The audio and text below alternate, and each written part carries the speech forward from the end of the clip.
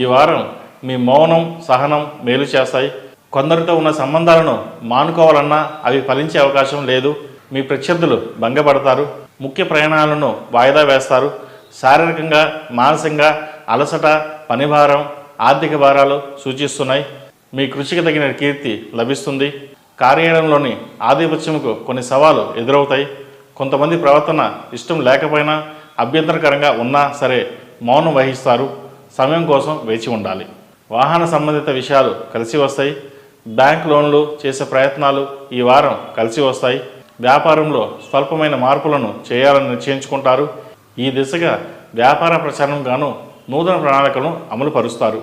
వృత్తి ఉద్యోగాల పరంగా మీ కృషికి తగిన ఫలితాలు అందుకోగలుగుతారు.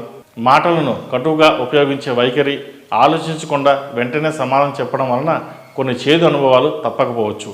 ఈ విషయమై జాగ్రత్త వహించండి. కొన్ని రహస్య రుణాలు చేస్తారు. ఆ రుణాలను సద్వినియోగపరచుకోగలుగుతారు. స్పెక్యులేషన్తో నష్టపోకుండా జాగ్రత్త పడడమే మీకు పరోక్షమైన లాభంగా గుర్తించండి. కుటుంబ సభ్యుల సహాయ సహకారాలు, ప్రోత్సాహము ఈ వారం మీకు వెన్నుదండుగా నిలుస్తారు.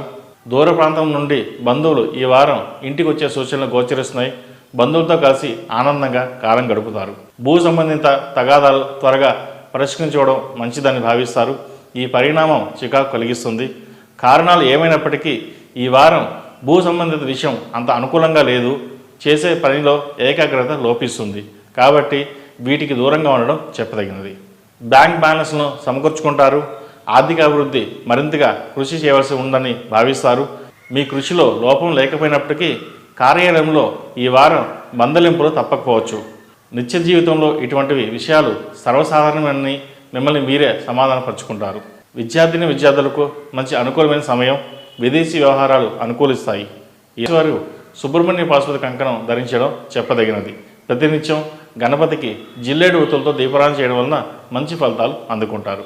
ఈ రాశిలో జన్మించిన వారికి కలిసి వచ్చే సంఖ్య నంబర్ 9, కలిసి వచ్చే దిక్కు తూర్పు, కలిసి వచ్చే రంగు తెలుపు.